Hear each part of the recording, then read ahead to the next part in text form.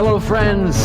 Welcome to a special edition of the Gold and Steel Show. If you are listening, it's not going to be obvious, so we'll tell you, but if you're watching, it's very clear that this is a very different episode than our usual. I am actually here in the UK at Ian's house.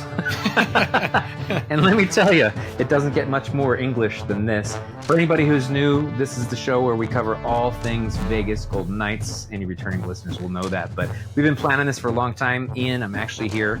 Ian and I have never met face to face. And so here we are in the same room. This is going to be fun, but dude, thanks for having me, buddy. Yeah, cheers. I can actually.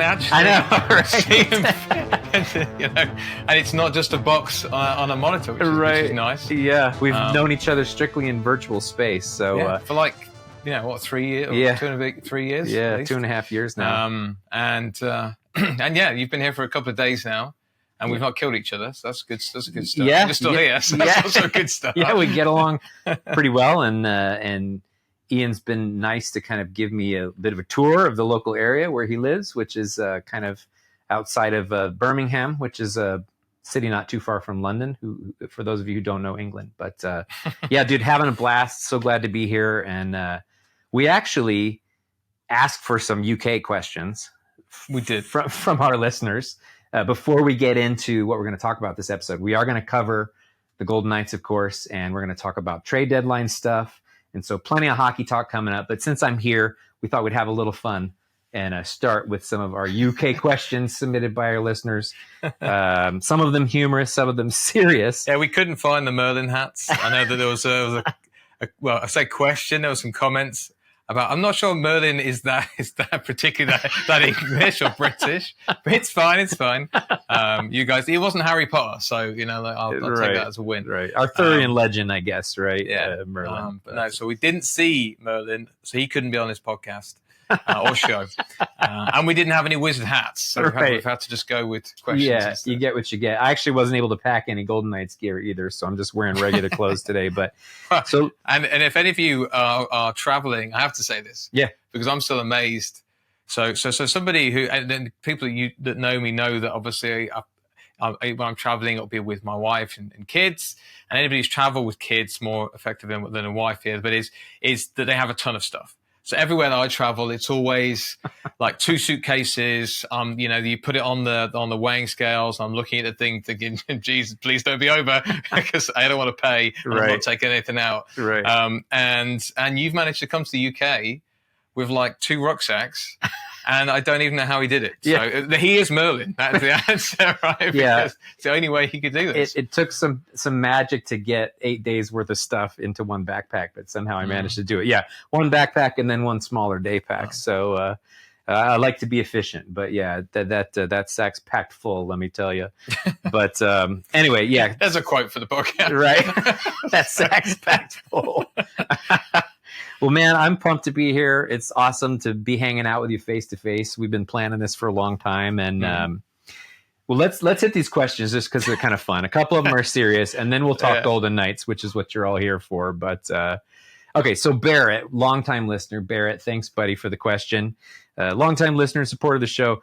Barrett said, "Is ice skating popular?" He actually had 3 questions, but his first one was, "Is ice skating popular in the UK?" So yes and no. Ice skating is popular, I guess, in a sense of kind of like a social sense. So in terms of people doing it normally around Christmas time. So it's almost the same as some areas of the US. So you guys can going to know what I'm talking about.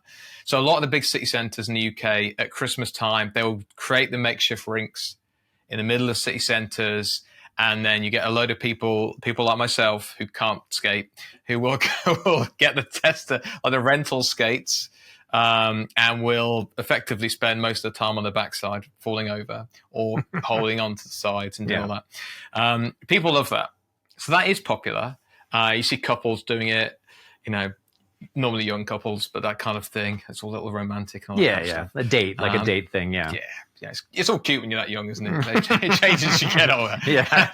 And your wife says, "Do you want to go skate?" You're like, "No." Yeah, forget it. Don't want to break a bone. Yeah. No, exactly. Yeah, it hurts when I have to get up, let alone getting up from that. Exactly. So yes, in that.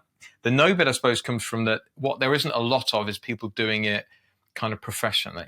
And I noticed picks up one of the questions that Nikki asked in terms of about hockey in the UK. The two things go hand in hand.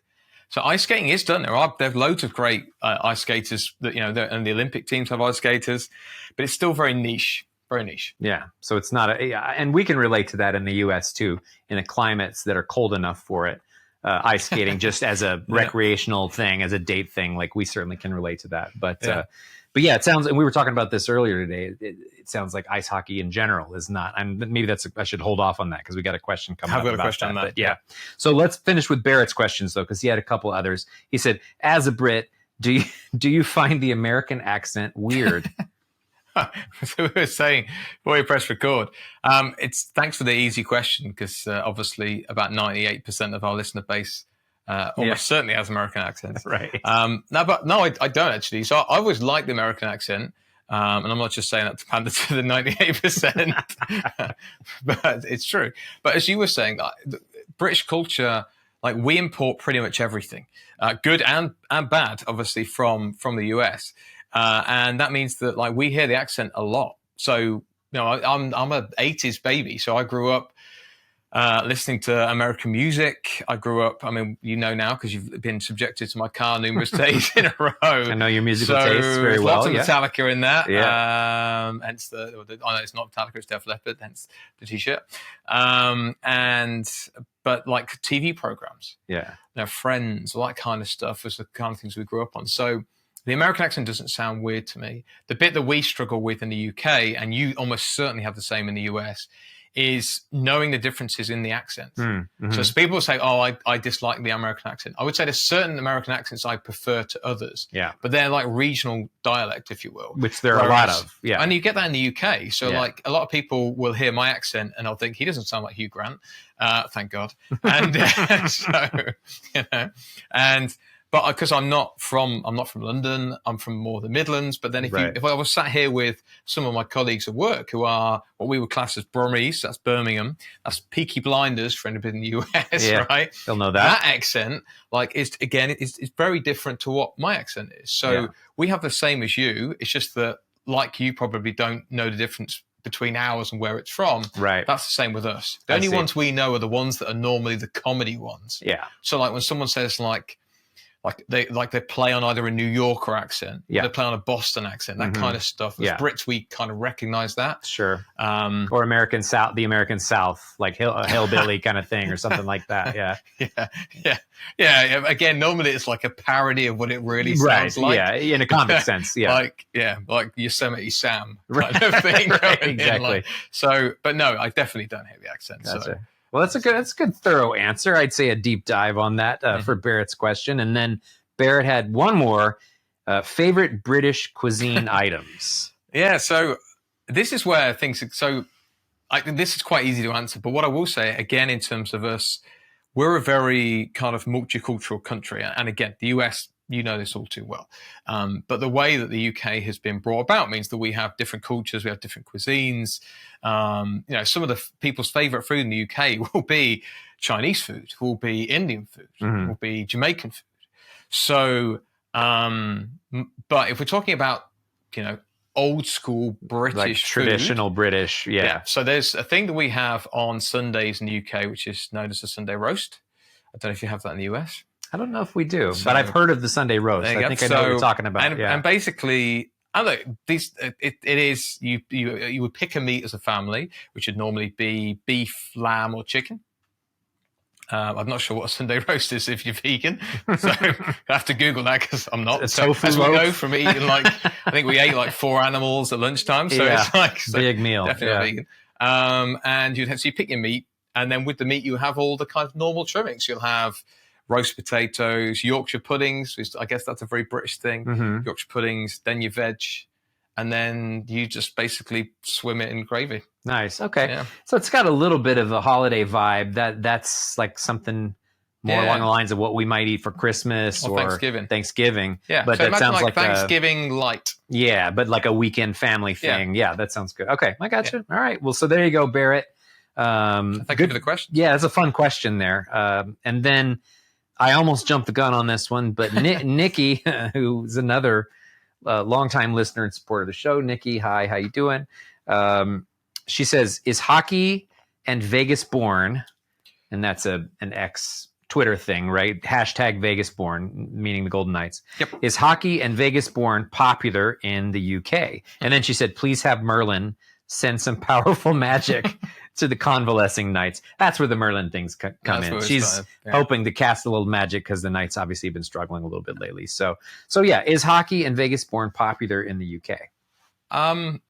So hockey's very niche, and it has been for years. It was when I first started, watching it, and sort of saying while we were having lunch, when I started watching it, it was on one channel at midnight. And it was a highlights program, and that was it. So it's a lot less niche than it used to be, but it's not on any mainstream television. Now, there'll be people that are from the UK that will hate me saying this, because this always happens when I talk about British hockey, is that somebody will say, well, that's not true, it's this, and this. But the reality is for the Elite League, which is the main hockey league in the UK, it's only available on what is in our side is Premier Sports. I think it's called something else these days, but it was originally Premier Sports. So it is a very niche sport. We have a lot of those in the UK, things you may or may not have heard of, things like Speedway and stuff like that, which it doesn't make it bad, or it's not like it doesn't have a fan base. It's very, very, very like passionate and dedicated fan base. But it's just nowhere near the same level of fans. I mean, our arenas tend to hold between 3,000 and 5,000 on average across the UK. They don't sell out every week or every time they play. The game times they play at aren't always easy. But I always feel like the UK is like a market, an untapped market. Why Bettman kind of overlooks it, I don't know. Bettman, if you could reach out to the podcast and let me know why you overlook the UK, that'd be great. Because the NFL doesn't. So the NFL obviously throws the UK in there and can see that as being a hotbed. I don't really understand why the NHL hasn't. Because I think there's a big hockey base here, but they've got to see the product, and that's the thing. It's niche from that side. You don't have access to it. It's not as easy to access NHL games here. No. In terms of the Vegas question, a lot of this, I guess, comes down to if you're a hockey fan in the UK, you obviously don't have, unless you've got family from the US, you don't have like a natural home. So most people who start following it just pick a team. Right. And, I know you guys already know the story, but like I picked Chicago because they were like the worst team at that point in time. And my brother, who supports the New Jersey Devils, they were actually quite good back in those days. They had Marty Brodeur and all that kind of stuff. Right. And I basically, being a typical kind of brother, said, I'm going to support anybody who you support. So that's how I ended up really with Chicago. But so there will be people that chose Vegas because when they started watching the sport, like they were the new team coming in. I can see a lot of people doing that. Right. Similar happened with Kraken. I definitely know they know the teams because I went to a football game or soccer recently for the local team, which we're watching tonight, which is Coventry, with a Seattle Kraken like a beanie on. Oh, and I saw these couple of people kind of point and be like, Seattle. And I thought, okay, so there are, and they weren't obviously hockey fans because we're a football game. So I think that it's got the potential. It really, I don't see any difference between the UK fan base and the European fan base, except for like the Swedes, the Finns. They kind of like grow up with hockey, and ice skating, obviously, because the climate's different. But it's a little more ingrained in the culture. Yeah. And NFL's taken that same trajectory. I just think the UK. So Bettman, if you're listening, just play some games in the UK. Yeah, that would help. And I'm certain Bettman is a big fan. He's a big fan of the show. Big fan of the show. So, I'm sure he has. Sort out Arizona and send us some. Sure, he has plenty of time to listen to our podcast. A quick little bonus on that, Barrett. I a few years ago went to see the Golden Knights on their East Coast when they're on the road on their little East Coast swing, and watched them play the Rangers at Madison Square Garden, and actually briefly met a woman who was just a big hockey fan, was over from the UK by herself, Golden Knights fan. And she's from London, and it's a pretty quick flight. It's to the East Coast from London, I think it's like maybe 5 hours. And so she had jumped a flight to just come see the 3 games. As you know, the Knights will usually play Islanders, Rangers, Devils, kind of all in the same trip over the course of like 4 or 5 days. So she had just come over to see that. So that's an example of a UK Golden Knights fan. I didn't get a chance to really ask her why she was a Golden Knights fan, but that's what she was there for. Die-hard Golden Knights fan. And I can understand wanting to kind of join a team from it. That's one of the reasons why I wanted to kind of follow the Kraken originally, was because I wanted to be there at kind of sort of from day one, from conception, right? From birth, exactly. It was Nicky's question, by the way, not Barrett's, but exactly. Yeah, it's just segued to Barrett there, but anyway, great, and thanks for the question, Nicky. Appreciate you as always. And then just quick little bonus: Rita, who's another longtime listener and supporter of the show, just chimed in the comments and said, yes, please use any influence you have with Merlin, which further explains the Merlin thing. It just dawned on me, Rita, I have seen, so Rita will do this during games. She'll say, like, if the Knights need a rally or need a comeback, she'll say, like, let's get some Merlin magic going. So that might be, that's probably where the Merlin thing is coming from, I'm guessing, is Rita's Merlin magic. So, well, they didn't have any last night. So, they certainly did not, and that's a beautiful segue. Just briefly touch on where the Golden Knights are at before we get into trade deadline talk, which is starting to heat up. But obviously the Knights, I don't have the numbers, but they have lost most of their last 5 or 6 games. I think they are actually, I could probably look here on the NHL app, but obviously lost to Boston last night. I mean, terrible first period, right? They went down into a 3-0 hole. Yes. Straight out of the gate, and then spent the rest of the game trying to come back. And impressively, they did manage to tie it, but obviously it wasn't enough in the end. Yeah, I mean, the first period was dreadful. I mean, even before the first goal went in, Boston had massively outshot the Golden Knights. It was something like 13 or 14. Yeah. I know it may even be single digits on the Knights. It may have been something like 3 or 4, but it was massively outshot. It was just an onslaught. Yeah, and then Hill lets in the first goal. Next shot, it's the second goal. Then it's the third shot, third goal. Mm-hmm.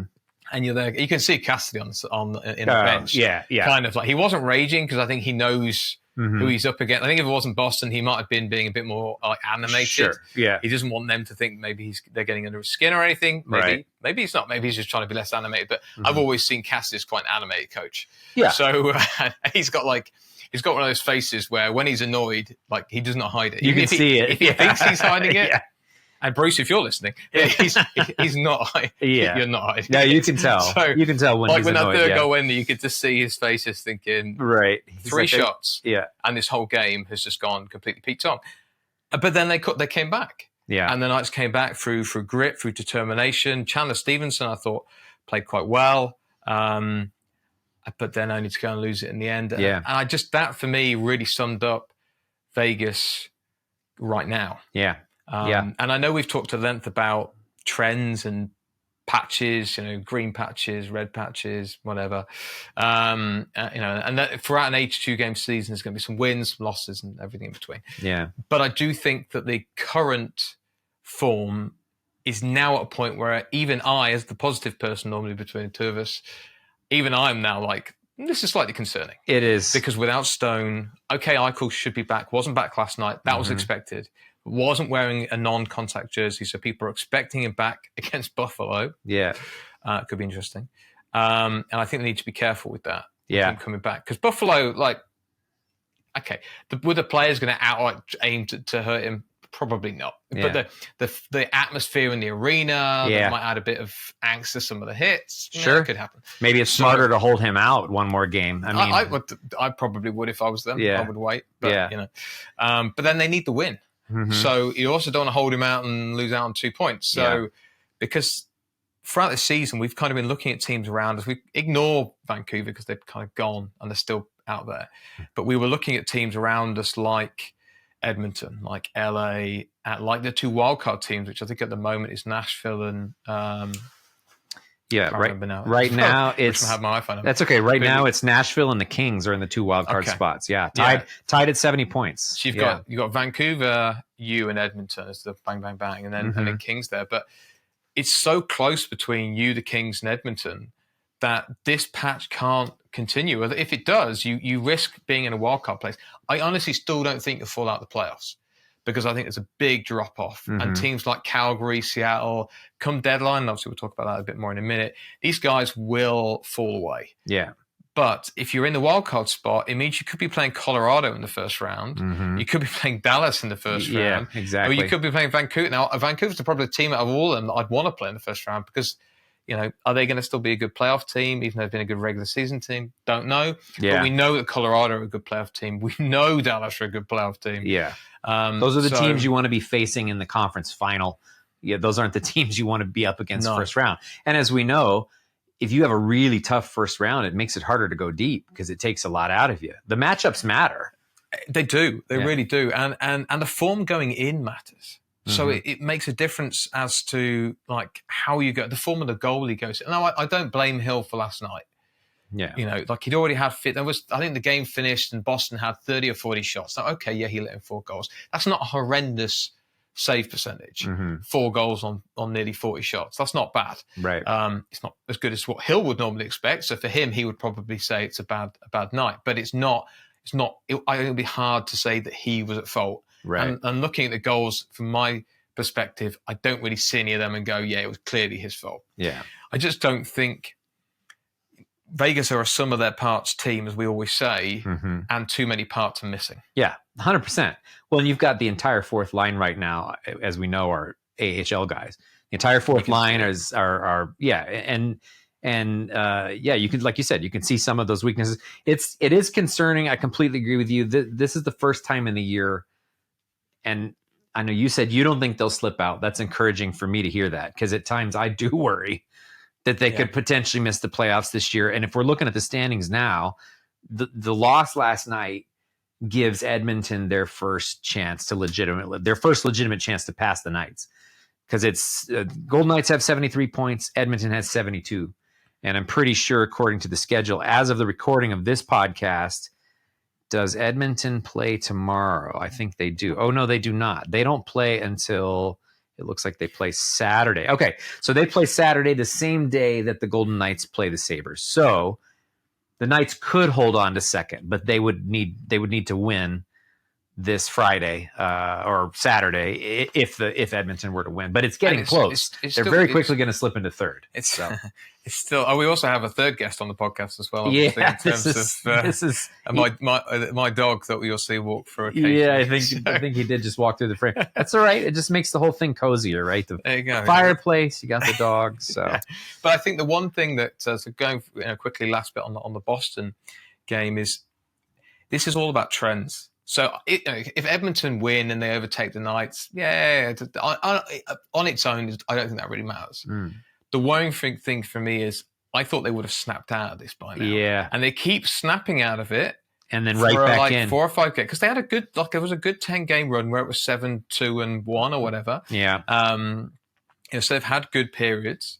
But then for them to fall back now, like you said, to the last 10 certainly isn't 7-2-0 or 7-2-1. And so that is worrying for me. And losing Stone. Yeah. Big loss. Yeah. And by the way, we all kind of guessed this, but an NHL insider today posted something along the lines of that it's fairly clear that Stone is going to be out for the remainder of the regular season, which we already kind of knew that, and likely questionable for the playoffs. Yeah. So not even a guarantee that Stone is going to be back for the playoffs. So it's going to be interesting. And if we're looking at the Knights, I'm trying to look at the Knights' last 10 here. They don't display that in the phone version of the app. So, but if we're just, I'm used to on the computer, they'll show, if you're on your laptop, they'll show their last 10. But if I can just look at their schedule here, they won against this last game that they won 2 games ago, right? Toronto, right? So they beat Toronto. It was a good win. Yeah, but then prior to that, they lost to Ottawa, they lost to Toronto, they lost to Nashville. They beat San Jose, lost to Carolina, lost to Minnesota, beat Arizona. Okay, so they're losing more than they're winning lately. Like you said, it's a concerning trend. It's interesting. So. Cassidy in his post-game interview said something along the lines of, "I'm not interested in moral victories." One of the the press guys asked him, like, "Well, do you feel good about the way they came back?" And he made a good point. It's like, well, You don't get 2 points for it. Yeah, you get 2 points. Didn't even get 1 point. No, well, yeah, exactly. So the comeback doesn't really matter much. But and the problem was the comeback. And this analogy is used in soccer a lot, but like the reason you had to come back is because you put yourself in a hole. Right. What they've got to stop doing is stop putting yourself in the hole. Yeah. I mean, the first period was poor. We've talked, and you know, our listeners, viewers, depending on which channel you listen to us or watch us on, you know, you guys have commented saying, why won't the Knights play 60 minutes? Mm-hmm. You know, why do we get 2 out of 3 periods the Knights are good in, and then one period where they're just seemingly not there? Yeah. And when that's the first period, what happens last night happens, and you're playing catch up. And I just think that's the bit that Vegas needs. But then it comes down to the guys that are playing. I mean, Cotter's playing a bigger role. Great, and he totally meant that yesterday. By the way, is like bat into the net. Yeah, like, the puck out of the air. That goal was great. amazing. It's a great goal. And it'd be nicer if they got 2 points on the back of it, but it was a Right. good goal. But he's not really a top 6 forward. And when you have injuries like the Knights have got right now, on both sides, it's not just forwards that are out. Obviously, there's defensive woes as well. Although obviously Pietrangelo was playing last night. And McNabb, so it's not like they've got a bunch of AHL guys on D. I just think you just need, and this is when it comes to, and we'll obviously segue this to trade talk now, but they need big. This isn't depth guys anymore. No. And we thought it was at the beginning of the season. We were like, maybe it's a goal scoring third liner. Yeah. And because obviously we've talked about Riley Smith a lot, and we'll cover him in a minute. But they need bodies, and they need like difference makers. Yeah. That's why when people say Tarasenko, I go, that makes sense. Right. Because they need somebody that's going to change a game. Yeah. You know, I don't use a game change is cheesy, but it is that kind of player. That kind of player, players like Patrick Kane have been their entire career. The sort of player that will just grab the rest of the team by the neck and just drag them through, which is exactly what you have with Jack Eichel. Yeah. Which is exactly what you have with Mark Stone. Right. And there's a chance that Jack Eichel gets re-injured. Although, I would be amazed if the Knights haven't been overly cautious with his return anyway. Yeah, because they're not stupid. Like McCrimmon's not an idiot. Right. He knows that if they lose Eichel for the rest of the season, that puts a real hole in their playoff chances. Sure does. Yeah. But losing Stone, and if it's the ruptured spleen, like you said, is the kind of report at the moment. You know, so 2 to 3 months. He comes back maybe second round. You've got to get out the first round first, and that means that you need somebody in there. And I look at that team now and the teams you've got to face, and I hate to say it, but I think you look weaker than them. I think the defensively and goaltending are the pluses, but if we would just take forward groups and compare your forward group to Colorado, to Dallas, to Edmonton, to Vancouver, to the Kings, arguably, like people like Byfield and stuff getting hot, then you need at least 2 forwards, I would say, but one difference maker. And that's a good segue into our trade deadline section. We want to talk about, we're not going to talk about every team in the league, but let's start with the Knights. Let's talk about the Knights. And then what we'd like to do is discuss the West, particularly because that has much more impact on the playoff picture for the Knights, possible opponents, what teams are on the bubble that, may be sellers, maybe buyers. And particularly we're interested particularly in the teams that are contenders and teams that the Golden Knights could go up against. Look, on the positive side, if there is a positive to be taken from Stone's injury, fortunately that means LTIR for him, right? He's going to go on long-term injured reserve, which means that cap space is going to be available. Now, obviously, for a while we thought it was going to be Stone and Eichel. I thought they would both be on long-term injured reserve and they'd be making a big splash for 2 players. Clearly, Eichel is skating again. He's in a full contact jersey, so he's probably going to be back in before the deadline. And he's on IR now anyway. Yeah, so the cap thing's gone. The cap thing's gone. They had, I believe they had 7 million. So you say you're used to using your phone, obviously, because we're using my phone for a camera. I'll check cap friendly. It's fine. So I think it's 7 million that they had as deadline space, and that'll be ramping up now every week because of Stone. Right. But as those of you that are in up to date with your news, you'll know that Tanev obviously went to Dallas. And there's ways and means of making the stuff work, even if you don't have the cap. I mean, I'm not talking about cap circumvention. And by the way, there's no way that the stone thing has got anything to do with that. I know that's what your competitors, I won't say enemies, but your competitors. There's a lot of people accusing saying, the Knights of, which is just not. It's just. I mean, it's just ridiculous. not happening. It is ridiculous. But I mean, you're not good enough to do that. Let's be Right. completely honest, right?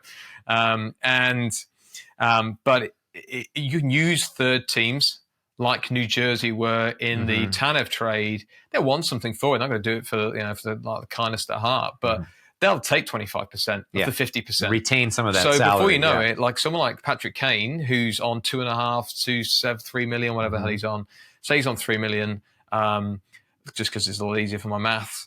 50% of that goes to, stays with Detroit. Well, now you're only talking 1.5 million. Yeah. That goes to someone else who takes another 50%. Now you got 25%, and it's not 25% of half of the 1.5 million, so 750K. It's less than that, because you've got the fact that it's prorated over a couple of months. Right. So I think they can splash out on two names. They've got a lot of room. They have to be careful of, and we'll pick up Riley Smith first, actually.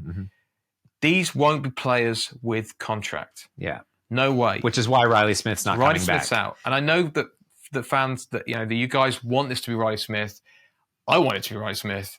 But his contract kills it, because there's just no way he's doing that. The McCrimmon's gonna. They're not going to take on. If Smith comes in, he's got 2 years, right? Master Show goes out. Yeah. That's how this works. Yeah. So for me, Smith isn't going to come in. He's got 1 year after this year, so he's got a 2-year deal this year, next year. I think it's at 6 mil, something like that. Obviously, Penguins are sellers, but they're not selling him. Yeah. To somebody that doesn't want. Yeah. And it's got to be, so you're saying, it's just to be clear, it's got to be somebody who's in a contract year, like somebody whose contract is expiring. It can't be somebody they're not going to be committing to someone who has term left on their contract. So that takes out Smith. That takes out Butch Navich, which is another name that I've seen a lot of, and I can tell you he's a great player. And would the Vegas Golden Knights be better off with Butch Navich? Yeah, of course they would. Yeah. He's a great top 6 forward. But they don't have room. But they're not going to take the cap, because again, it will have to be a 1 in and 1 out policy, and they're not going to do that because it puts them in a real hole. And the last thing you want, and look, Chicago are in the same situation.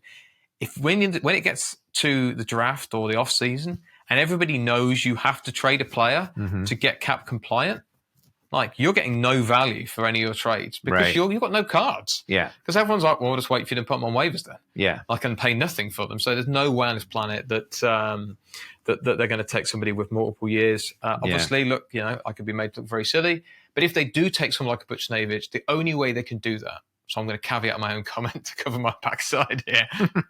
They could do it. I know what you're going to say. Yeah. But someone else has got to go the other way. Yeah. Right? It would be. It doesn't have to be a forward. Yeah, it would be if they swapped somebody, or you bring them in with that understanding. And just going back to what we're talking about, I'm looking at Cap Friendly now. Current cap space, 6,864,183. So you're right. It says deadline cap space is the same. So roughly 7 million. And you're right, based on the way cap space works and the way the deadline works, you're right. They could make a splash on a couple of big name forwards. Now, there's hope, I think, if you combine those big splashes with a team that gets back to close to full health or full health by the playoffs, because you still have quite a few guys missing, right? You got important guys like, depth players like Carrier, and Dorofeev is still finding what he's going to be for this team, but he's been an impact player. He's still out hurt right now, right? He's not back in the lineup, I don't think. I think he's still out injured. No, I don't. I mean, obviously I'm having to go off highlights last night, but I didn't see him last night. Cotto, as I said, was definitely playing quite high up the lineup from what I could see. He was only playing a lot of minutes. Carlson was playing. Right. Shannon Stevenson was playing. So some of the names I think that Vegas will... Yeah, who are they? Who do you think they're... My kind of takes, I guess, my bets. I think Gensel, they're having conversations with Pittsburgh. Yeah, that's... I mean, everybody's having conversations with Pittsburgh about Gensel. Gensel is an elite level talent, arguably one of the... he's not top 10, in my opinion, in terms of forwards in the league. Wingers, though, he might be pushing top 10. He'd certainly be in top 20 in terms of wingers, because He's an elite level scoring winger. Mhm. He's on an expiring deal. I don't think Pittsburgh want to re-sign him. Yeah. I think they're going to look to use the cap space in other ways because their window, I think, is very close to closing. Yeah. And they need bods, and therefore they need cap. And to do that, they need to get Gensel gone. Gensel will be commanding a hell of a contract when he comes off. Mm-hmm. So will he go on a pre-done deal? Maybe, but if he does that, he's not going to the Knights. But I think the Knights will be in on. They'll be in on him.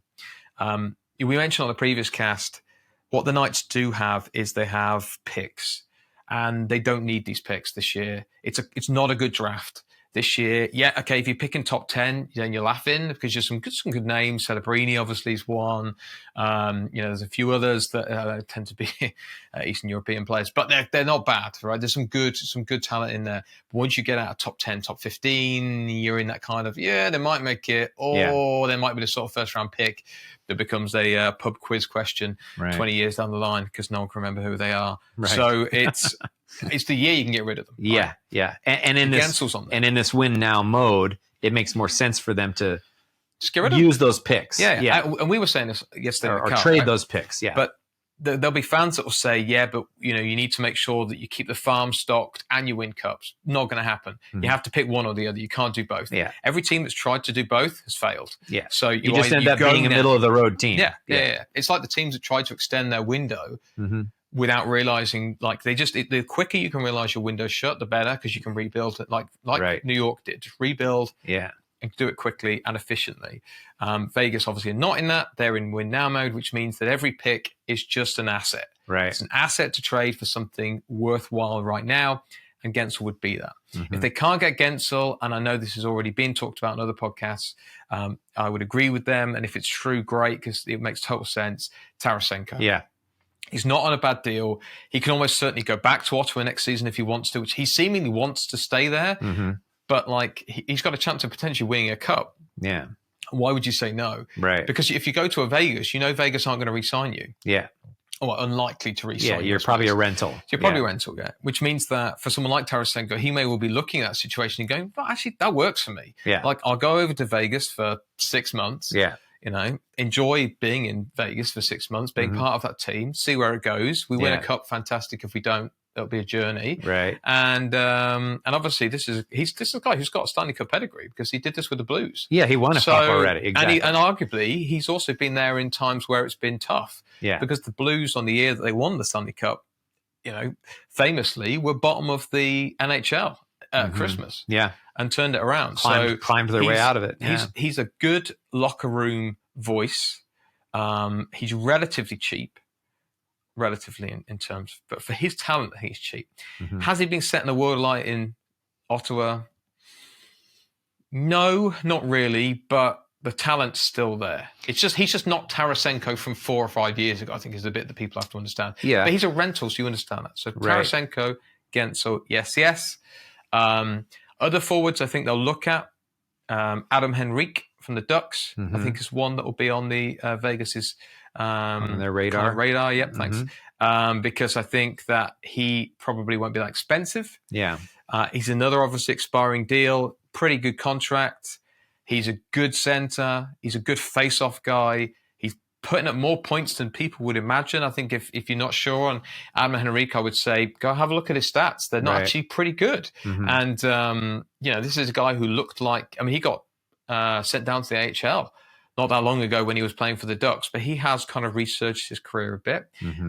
I do think depth in the center is a real problem for the Knights. Yeah. I think the face-off percentages tell us that. Right. Chandler Stevenson out of that lineup, your face-off percentage, I think, would be one of the worst in the NHL. Yeah. Eichel and others are not notoriously, face-off masters. Eichel is better. He's more of a two-way forward now than he used to be, so I'm probably a bit harsh pulling him out. But you're right. Stevenson is the best face-off. He's the best face-off center on the team. And Stevenson's one of the best face-off, centers in the NHL. Full stop. Yeah. And for your face-off percentage to still be only just under 50%, that tells me that somebody else is bringing it down, right? Yeah. And it may not be Eichel. It may be because Eichel gets thrown out a lot. So I don't know. I haven't looked at the stats. But maybe he doesn't take a lot. Bringing it down, right? Right. I know that for a fact. Adam Henrique would help that. Yeah. So you've got Henrique at center, or you've got Gensel's the wild. I don't think they'll get Gensel because I think Pittsburgh will want pick prospect. They'll want more than the Knights are willing to spend, probably. I think so. Yeah. I think they'll want more than excuse me. I think they'll want more than a lot of teams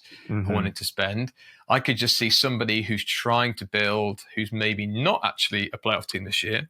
They're willing to throw down, and because Yeah. they've got the extra space. Because they know that they're nearly a playoff team, which Yeah. means that in the draft lottery, more than likely they're going to be picking 15th, 16th, Right. 14th.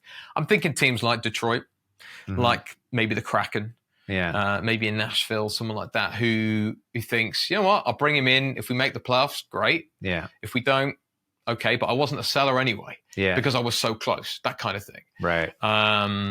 But we'll see on Gensel. I think Tarasenko has legs. Yeah. As in the deal. Obviously, he does as well, but the deal has legs. Adam Henrique, I think, is my kind of Mhm. long shot. But I can see, I don't think the Ducks would want that much. Yeah. It depends what they want, I suppose. But this is why the deadline itself becomes so mental, because it's okay a team saying, I want a first round pick. Mhm. But at like 10:30, the deadline's going to close in half an hour, Right. and you've got no offers for this Yeah. player. And someone Yeah. says, I'll give you a second. You're going to go, okay, fine. Yeah, You know? it's an exciting time of year because the landscape in the trade market changes so fast. And like, for instance, you know, and it's kind of, you sort of break the seal, so to speak, when that first trade happens, right? Like, and then, That's great. that's maybe the not the best analogy in the world, but you know what I'm saying. And when that first trade happens, and then things start moving, right? The first trade was Tanev 2 days ago, right? And then, Well, so arguably it was Lindholm. okay, yeah. But that was so early that no one counts that. I almost didn't Because consider it a trade deadline move. Vancouver did it so right, soon. right, yeah. But now you're it's right. moving. Now it's we've moving. had, since then, there have been a couple of major moves that have happened. So it's picking up steam. But you're right. Players can lose value in that particular market or gain value, or one move happening can take a particular player off the market, which makes another player have more or less value. So, So I think, in summary for the Knights, I think they will make moves. Everybody knows that. But the moves they'll make, I think it's all going to be forward. Yeah. I think the D, they're quite happy with. Yeah, they don't need a D. It would be cap space that they could use, because unlike other years, like if this was like a Barbashev isn't enough this year, because you got Barbashev. Yeah. You need like, yes, you need some bodies in there, but you're now looking at top six. Yeah. And I think I think they need two players. Yeah. I think they need two forwards, and I think they need two top six forwards. Yeah. And for me, Henrique and Tarasenko would be two really good additions. If they can make that work in terms of what they have to sacrifice, and possibly, and we mentioned this before, but Brendan Brisson is on that list of sacrifices. Trade bait, yeah.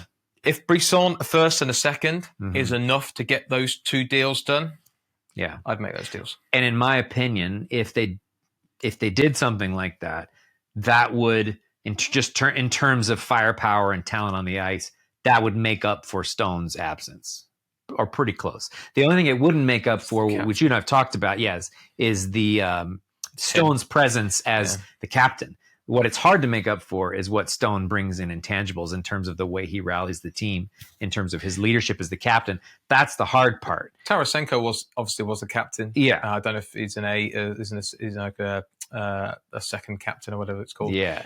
In Ottawa, I don't know if the Senators that hard, so I don't know. But Adam Henrique has been a captain for the Ducks before. All right. So these are guys that have leadership pedigree. Yeah. So I think you bringing that in as well. I don't think you can replace Stone. And you're not looking to, because you want Stone back. But these guys will, if you brought both those two in, like your lineup, your four lines of forwards with Eichel in there as well, be pretty deadly. It's pretty strong. And I think you will have, that will help. Yeah. And knock on wood, on the bright side, the D-core, at least the starting 6 D-core, is fully healthy right now. The only person missing is the number 7 defenseman, which is Hutton. And I think Hutton will be back before the playoffs. He's just not back yet. So obviously plenty of D depth on the team. But, well, that's a good overview on the Golden Knights and kind of where things stand with them. So briefly, obviously we can't spend that much time on each team, but let's briefly, as we talked about, just as it relates to the Knights and kind of how things are shaping up in the West, we thought we would kind of briefly touch on each team and just talk about each team in the West, talk about are they buyers or sellers and what they possibly could be doing or looking for. So should we start in the Pacific or should we start in Central, or does it matter? I've got the We'll teams start at the here. Pacific. Yeah. Why not? We'll start where we are. So who do you want to go with first? I mean, well, And so I'll make it really super quick so we get through them all. Yeah, so like Vancouver, we know Vancouver's been on a tear, and so Vancouver they were buyers obviously because they got Lindholm in. right. I know that they're in the market for others. There's a lot of talk about them going for Hannafin. Yeah. They seem all in, right? So they feel like Vegas of a few years back. Yeah. Where like their kind of management are all around the table going, boys, this is our year. Yeah.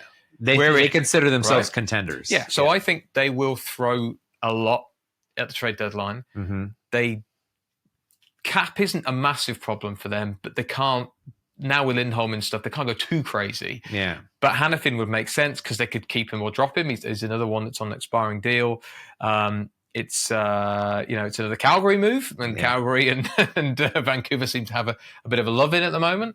So I could kind of see that. But they're buying. Yeah. I don't want to spend all day talking about Vancouver, but they're buying. The question will be like how when it comes to another team saying, well, okay, you can have Hannafin, but we want those two prospects. At what point is the GM going to go, oh, right? Okay, look, I'm in. I'm not that in. Yeah. And that's what I think we don't know yet with Vancouver is like how much of the farm are they willing to trade? Because this year for them was more of a surprise. It may not have been to them, but it certainly was to the rest of the NHL who didn't see them as this kind of team. Yeah. And as we know from Boston last year, regular season doesn't mean much if you go out in the first round. That's what I'm curious about. And look, I am no better at predicting the future than anyone else.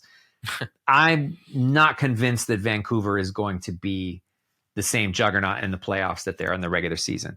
I could be wrong, but that's right now. I'm not convinced that they're built for the playoffs. We'll see. Maybe they'll surprise us. But all right, so Vancouver, we already talked about the Knights. If we're just going down the list in the standings in the Pacific, Edmonton. We obviously know the Oilers consider themselves contenders. I think most people would agree they probably are contenders. I don't know if Vancouver's a contender, but Edmonton is probably a legitimate contender. They are. Yeah. And they're buyers, but they're going to be cautious buyers because what they don't have is a lot of stuff to move.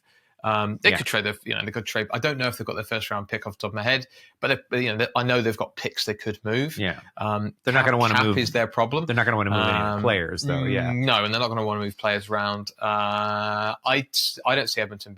Again, I could be proved wrong with this. I don't see Edmonton being busy.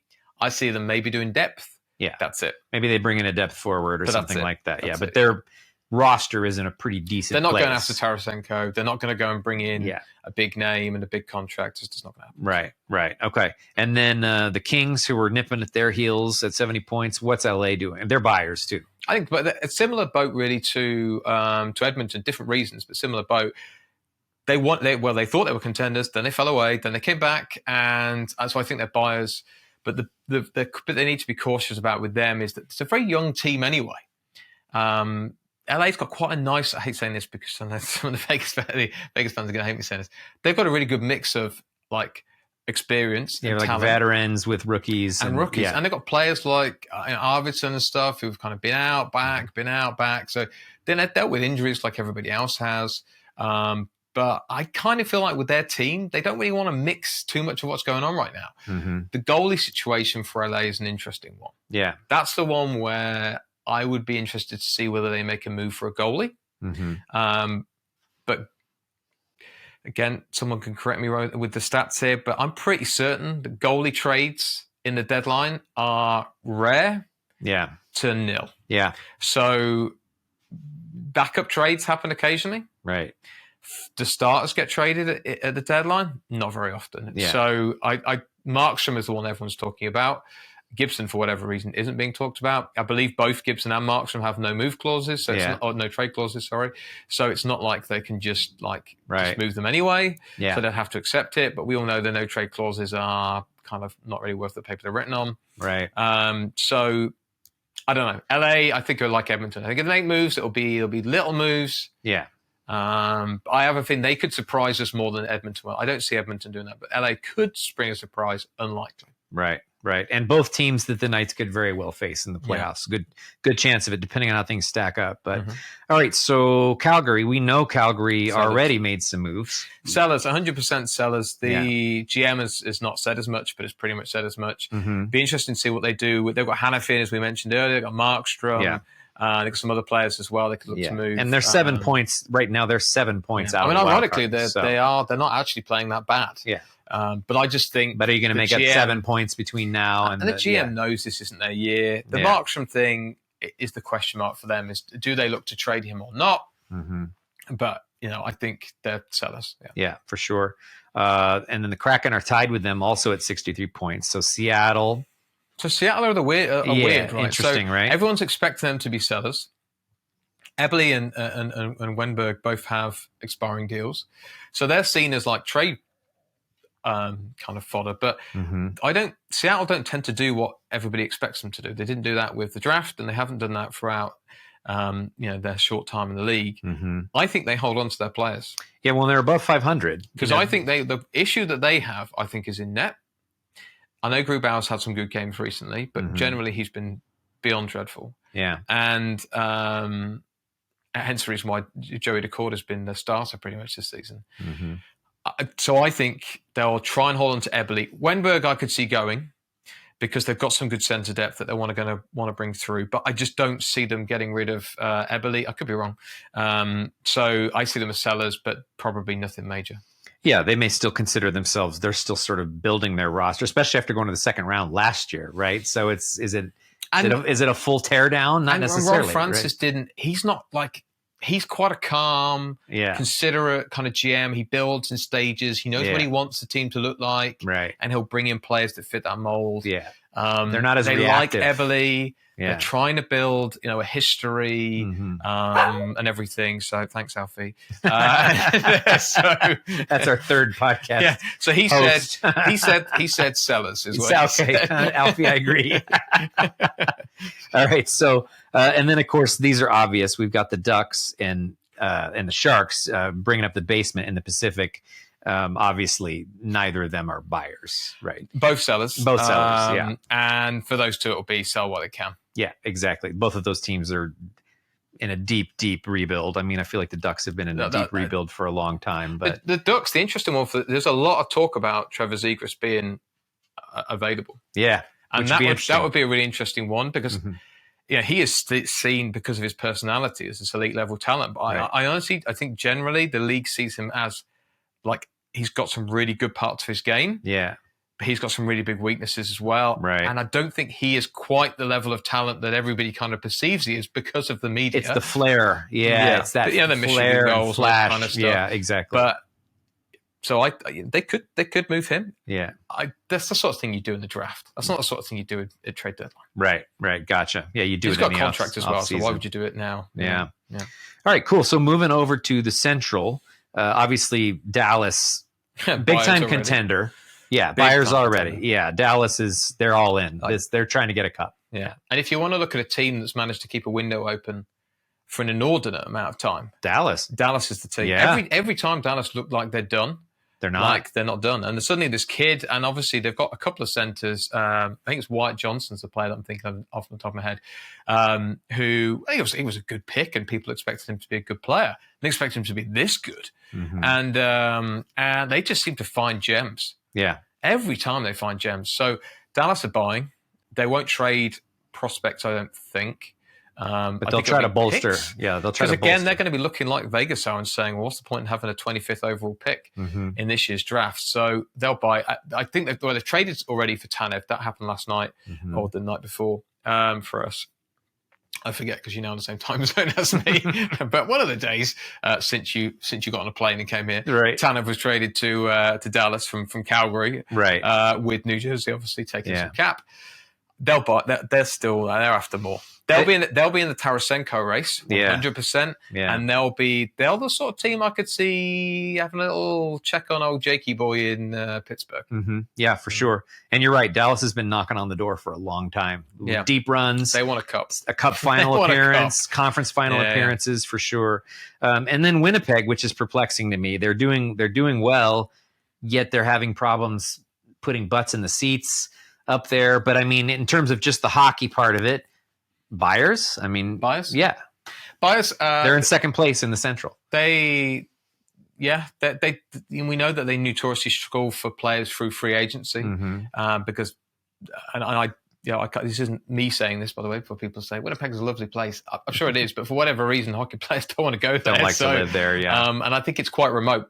And some players probably absolutely love that. Yeah, I think that's the issue. Love hate, right? Yeah, so it's kind of it's not like a little bit isolated, Vegas or a Boston or a kind of Chicago or Carolina or something like that. Right. So they're buyers.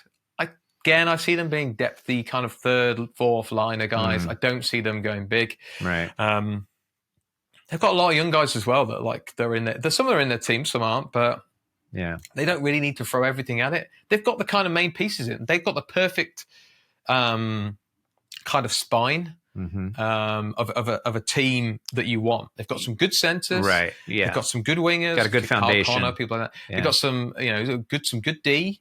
Some good cheap D as well. Right. And then they've got Connor Hellebuck, who's their difference maker. Right. So I don't think they need a lot. Yeah. They'll make the playoffs. 100%. Yeah, for sure. And they're just kind of leapfrogging with Colorado right now, who's tied with them for 79 points, but third place just on the tiebreaker right now. So and that's 1, 2, 3 in the Central. 100%. Yeah. So Colorado also Buyers probably. I mean, they are, but then they have to be a little careful with cap now. They're now starting to get to the point where they're having to look at cap and think, and their roster's in pretty good shape. The one benefit they do have is, well, it's not a benefit, I suppose, because Landeskog would be an amazing advantage to have on the team. Yeah. But his contract obviously is not in their numbers, so they LTIR. do have some cap benefit for him not being in. Defensively, I could see them wanting to strengthen. They're not as rock solid as they were, but we were saying earlier about having difference makers, game changers. Well, Colorado's got a team of them. Colorado's got Samuel Girard back now. You've got Cal McCarr, Rantanen. You've got McKinnon. The usual guy. Everyone knows these guys, but you don't need. So there again, they're looking at depth, scoring depth. I think probably. Yeah. Some third line scoring wouldn't go amiss. So they're not such a one line team. Yeah. They're not going to make a big splash. But they're not going to go big. No. Yeah. I don't see them doing a Tarasenko, for example, or against them. And then, of course, this next team is one of those teams that's right on the bubble. They're in the second wild card spot right now, Nashville. So they could kind of go either way, right? I feel like that's where Nashville lives. Nashville lives between the second wild card spot and just out that. I feel like that's where they are every season. So Nashville. I love Nashville, right? And it's one of the places I would love to go to. And I may add that into my cool American city. Trip Yeah, it's a cool city. But I also hate Nashville because for years they dumped us out of the playoffs every year. Right. Chicago, we'd be tied with them in the first round and they'd kick us out.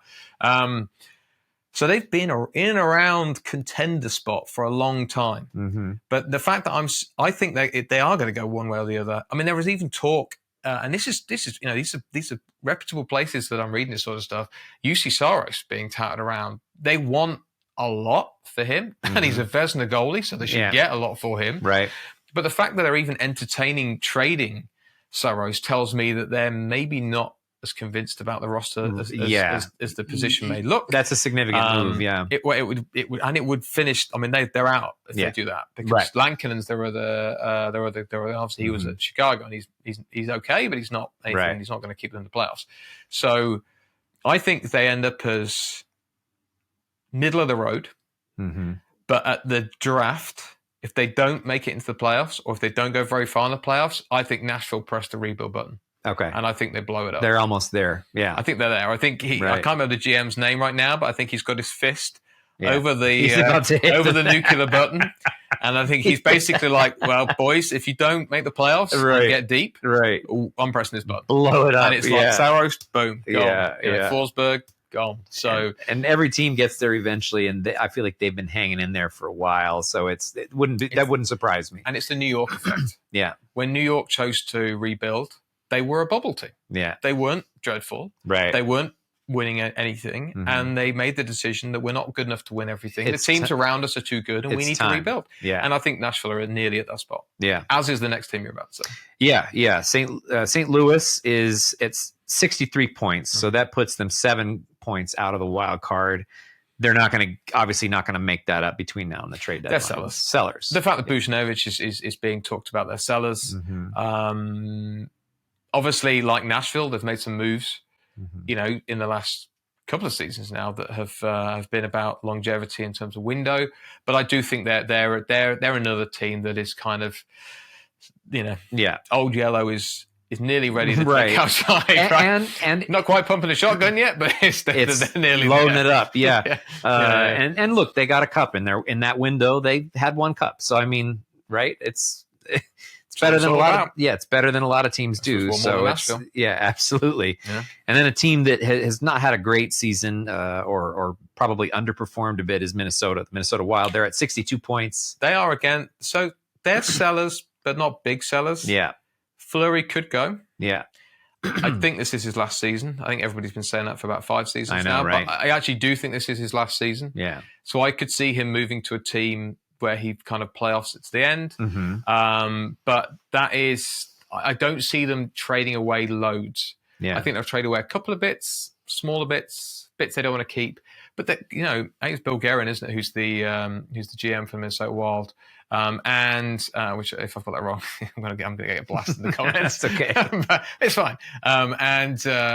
But he's locked in a lot of guys, like Foligno and others. Like he's locked these guys in, so he knows what team he wants, and he wants a team to play a little bit.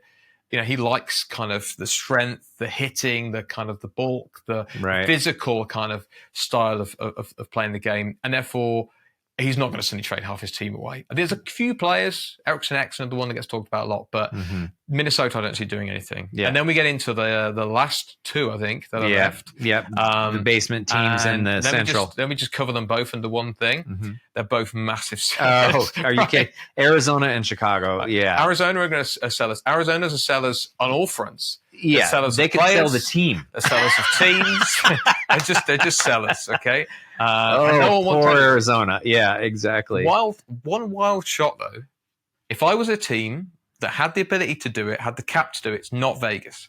But if I had the cap to do it, Clayton Keller would not be a bad shout. Yeah. I would go after Clayton Keller. Yeah. And if I had to give up a couple of first-round picks to get him, and I thought I was going to be in the playoffs for the next 2 years, I'd do it. Yeah, he's a gem. He's on a good contract. On a terrible good contract, and he's been in a really bad team. On a terrible team. And, exactly. And remember when Arizona were really good, by the way. So it's just I will talk and actually look at the camera from today. So when Arizona were on a tear earlier in the year, and everybody was saying that they would turn it around, I did say it would not last. Yeah, and it has not. It hasn't. So and then of course that brings us to Chicago, who somehow are doing worse than Arizona. Yeah. They're dead last in the league, dead last in the Central, dead last in the West, and dead last in the league. Now they said they were going to be in the basement. What they didn't realize is the basement from Amityville Horror, because it's been dreadful. And I'm sorry, I know that's your team. Yeah, I'm sorry, man. I don't mean to rub it in, but actually they're tied with the San Jose Sharks, so they leapfrog each other for dead last. That's so sellers is what you're saying. 100% sellers, big time sellers. Nobody's going to be high fiving if they finish one place above San Jose. Exactly. Yeah, because I think you said earlier in the season, San Jose one of the worst hockey teams you've ever seen. Right. So the fact that we are currently worse than them, right in that neighborhood, and it's rough. Statistically, things like the goaltending isn't actually that bad. Yeah. So Chicago just, obviously Bedard's been fantastic, but right. They're bad. We got a great pick coming up this year. So. Yeah, I was going to say that comes with the territory, right? That when you're that bad, you get these amazing picks. You get the Bedards, hope for the future. But well, man, this has been a blast, and I'm in the UK for another few days, so I'll continue to hang out with Ian here and check out the lay of the land. But it's awesome that we finally got to do this, buddy. We've been planning this for a long time, and hope you guys enjoyed it. And fingers crossed that the Golden Knights are able to steady their performances a little bit here, because it's getting a little bit tight in terms of the points race. Ian usually seems to have pretty smart predictions on this stuff, though. So if you think they're going to hang in there, You've just totally axed everything I've said. didn't mean to Butch jinx name you, it but to Riley Smith. Right, And right. Go, It all just- like it's all going to go pizza on. Yeah. no, you're pretty wise about this stuff. I use it to make me feel better and not worry quite as much about the Knights and whether they're going to slip out of the playoff race. But anyway, well, folks, we'll hit you again here in a couple weeks. It'll be back to our regular format. I'll be back stateside, and we'll go back to doing virtual podcasts across the pond. But this has been awesome. Hopefully we can do another one soon. Folks, be safe, stay well, and we'll talk to you next time. Yeah. From the UK, bye-bye.